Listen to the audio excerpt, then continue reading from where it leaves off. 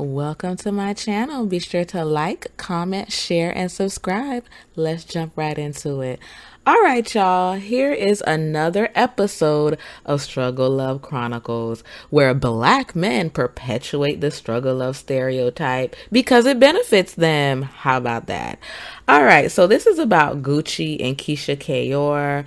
Snoop Dogg reposted this meme that probably some Dust Bunny dude created, some Dusty created. And here goes. Everyone wants this, but what y'all forget was she was with Wild Gucci, on drugs Gucci, cheating Gucci, in jail Gucci, publicity with other women Gucci. This is Gucci after therapy, rehabilitation. This is a street man groomed in his 30s after he's been at his lowest point. This is a writer who knew what she signed up for. You chicks are with the next dude after couple fights.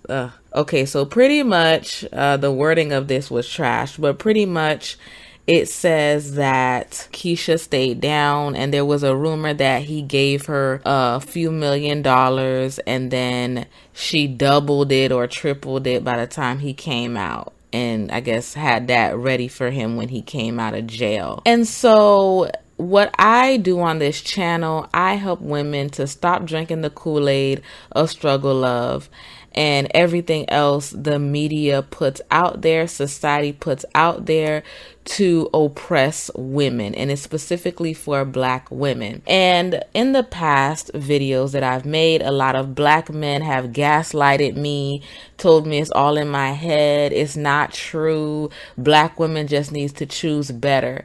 But like I said, there is an agenda that is set, and people who have platforms, who have loud microphones to speak, like a Snoop Dogg, constantly they perpetuate this ideology, right? They tell Black women the ideal Black woman is the one that's the ride or die, the one that's the stay down, the must be nice chick, the one that's gonna hold him down no matter what he does. And so let's stop being intellectually dishonest where Black women just grew up and just wanted to just date low caliber dudes and just wanted absolutely to just take care of dudes. No, taking care of men is socialized, especially in the Black community, right? Taking care of your dude, not expecting much from him, working with what you get, that has been socialized. It's been indoctrinated in our minds, especially. And you know what? Women perpetuate this. It's not just Black men.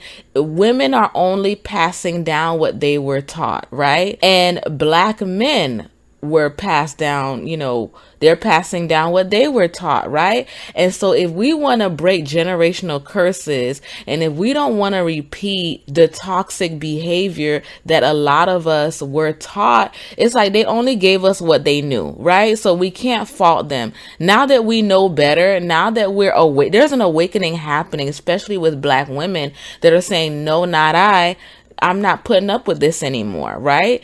And so the issue here is that a lot of Black men are saying it's all in our head. They don't know what we're talking about. We're just picking men. We're just picking the worst type of men on purpose. But look at Snoop Dogg. He's celebrating this. He's perpetuating this issue in the Black community that's already here. He's not getting this from anywhere. He's not pulling this off of thin air. This is the foundation that a lot of Black families are built on. My goodness, Snoop Dogg has treated his wife like this. A lot of these celebrities, a lot of these dudes, the beautiful Instagram couples that we see, this is what they're expecting. And I believe that a lot of Black men are pushing this narrative and perpetuating this narrative because a lot of them are selfish, right? They're trying to continue. They're telling Black boys and young Black men that this is the type of woman that you should aspire to have, that you don't have to put any work in. You could go through all of your crap. You can go through all of your stuff and somebody will put up with every single thing that you dish out. And that is not fair to a woman. And I saw a lot of comments saying, okay, Snoop, would you tell this to your daughter? Would you give this advice to your daughter? You know what I'm saying? And you know what? He very well would tell his daughter this, because that's all he knows, and he's not open to any new information. Maybe he might be, one day, but of course he'll tell his daughter this, especially if the person has money, he thinks he's a good dude. He would tell his daughter this. And so I just wanted to share this message because I feel like a lot of black men who are championing him, not every one of them, the one that are championing him, they're the ones that will abuse you. They are the ones that will emotionally, psychologically, all of that would abuse you. And then at the end of it, what is your consolation prize, ladies? Sure, what she's won, Johnny? Nothing. You will waste your good years. You will waste your time, right? And who's to say that the person will become a Gucci Mane at the end? And even if the person becomes like a Gucci Mane, guess what? You probably will have to take years of therapy. You probably would have had to have a lot of resentment, a lot of hatred towards the person, like all of this stuff, self-regret, like a lot of things will happen if you date somebody like this. Even if he turns around and becomes like a male version of a Cinderella, there's a lot of emotional turmoil that you will have to go through to deal with this. It's a fairy tale now. It's glamorous now. But I bet you if Keyshia Ka'oir was telling the truth, I'm pretty sure they probably had a few breakups. I'm pretty sure that they've had a lot of arguments or whatever the case may be. It's not always glamorous.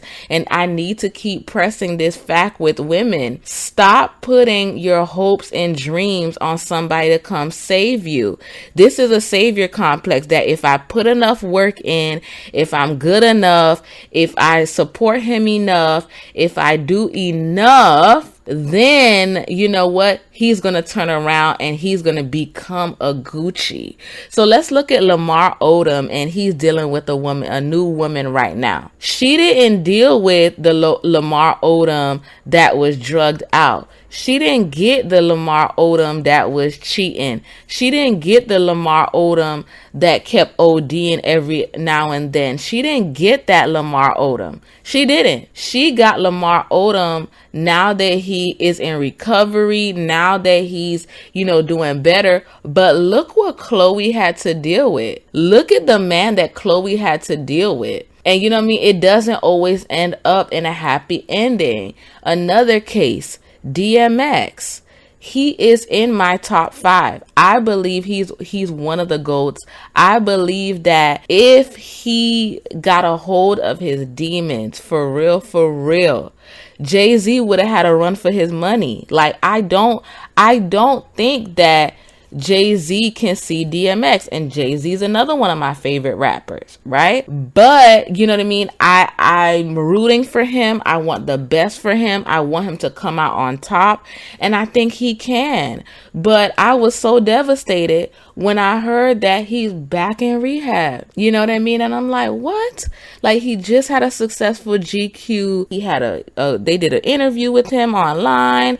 He has this great photo shoot, all this stuff, a rebranding, a rebirth of DMX. He has music coming out, and then bam, he goes right back into rehab. And you know what? It's better rehab than him going into the grave. So I thank God for that. But guess what? His wife left. Years ago, they got a divorce. She could no longer stay and witness, you know what I mean, his demise. That is I'm a fan, and I was crushed. So I could imagine, and I understand you do the vows for better or for worse.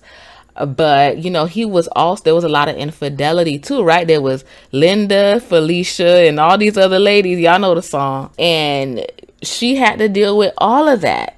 And so, of course, if there's infidelity, there's grounds for divorce, right? And so I don't know if she left for I think it was more so the infidelity she couldn't take. There was babies after babies after babies that was coming out of there. And I just think that for Gucci, and Gucci didn't have any side babies and stuff like that, but I'm pretty sure he did cheat on her. But I don't know, allegedly he probably cheated on her along the way. But it's just like, we can't expect, that's not fair for you to expect women to be like God. We're not God. God is the one that is able to forgive you and restore you and bring you back to health and do all this other stuff if you trust in him. And so what you're doing is placing all of this burden on another human being. We're not God. We're not the ones that's supposed to. You could forgive the man, you know what I'm saying? But we're not the one that's supposed to restore him back to his self. Like, no, we should not be doing that. The martyr complex, the self-sacrificing, and also the nice girl complex. Nice girls finish last. I've been seeing a lot of these videos, and I'm so glad that this message is coming out. Nice girls finish last. I'm going to share a video in the description box by a great YouTuber. She's doing her thing. Nice girls finish last. There's nothing that you get at the end of the day from being a nice girl. You can be kind, but being nice, putting everybody before you, putting everybody's needs before your own, making everybody else a priority, and then guess what? At the end of the day, you will have egg on your face. Most of the time, you know how this ends up? The guy will usually trade you in. You were the come up woman. They usually trade you in for somebody younger and for somebody that expects them, requires them to have it together. That's who they usually trade people in for. It's the Keyshia and Gucci situation. It is a fluke. It is a 1 in a million type of situation. It is not something that happens all the time. Ladies, don't get caught up in this. Don't buy into this. Before anyone else says it, I'm going to say it. Nobody's perfect. Everybody don't come ready-made. We're all a work in progress, right? You just have to find out which person you want to unpack your baggage with. Everyone has baggage, right? I've heard it all, right? And usually, the men who say this are the men who are mediocre, who perpetuate the same stereotype, or it's the women who have accepted mediocrity and they're passing on that bad advice. But you want to be with someone that is putting their best foot forward. You cannot be with someone who hates themselves. And that's another part about it, because if they're treating themselves like this and they're literally killing themselves, they don't love themselves, and your love is not going to heal this person. Right? Sometimes it works, y'all. I mean, it is what it is, but the person has to be willing. That's the missing factor here. The willingness of the individual to make these changes. If the person is not willing to make these changes on their own for themselves, you really think that they're going to make these changes for you? And what I hate, what people keep saying is, well, you can't change a man. And in the same breath, well, he'll change for the right woman. No. He's not changing for the right woman. He's changing because he happened to have an awakening. He happened to grow up.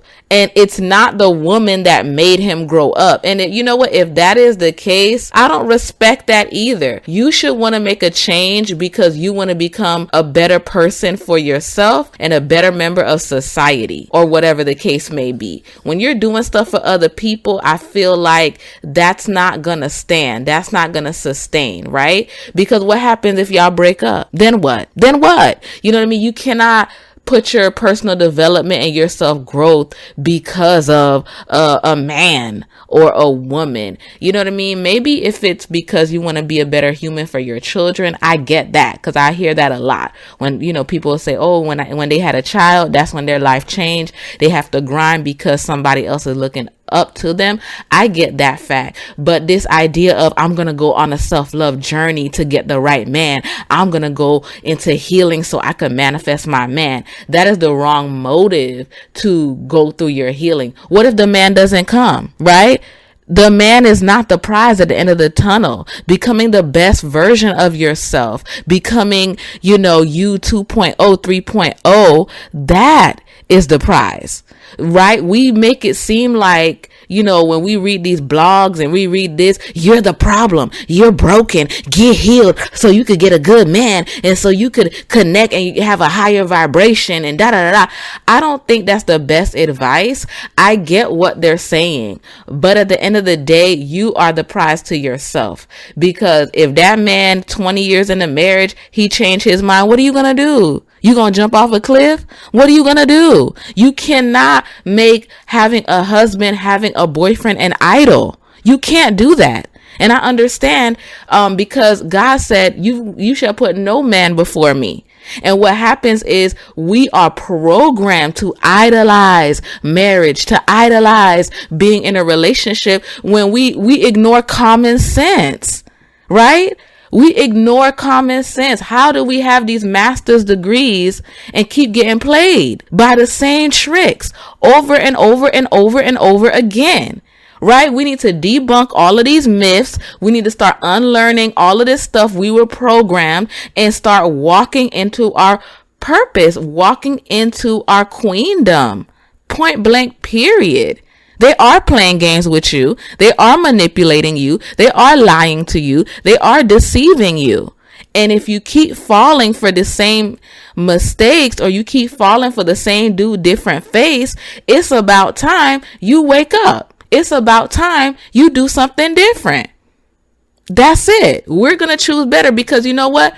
The black men, they're not talking to their brothers. They're not telling. And that's what I would have liked Snoop Dogg to post, is something like, you know what? I was this type of dude. I was a drug dealer. I was gang banging. I was this. I was that. My wife did not deserve to put up with that. And I should have been a better person for her. And I'm going to teach my sons and daughters how to be better than I was. Right? And what Gucci Mane didn't post it, but he co-signed it, right? But that meme, whoever created it, it should have said, don't be a Gucci. Don't put your woman through this. Get the help that you need. Get what you need to get so that you could present yourself as a good man, as a great man for the woman that you're going to spend the rest of your life with. And ladies, don't be a Keyshia. Well, be a Keyshia for the man that deserves it, that's writing for you as well. A lot of these men, they're not doing this for black women. They're not holding black women down. What are they doing? They're calling you angry. They're calling you bitter. I'd rather date somebody outside of the race because they're easier to deal with. Black men do not have the same riding mentality that we have, and they don't deserve it if they're not going to do the same thing for you. That doesn't mean you're going to present your worst self. You present your best self, but you don't expect anything less from another human being that enters your life, friend, family, or otherwise. Point blank, period. Right? So that's that on that. That's all I have to say for now. Until the next video. Bye.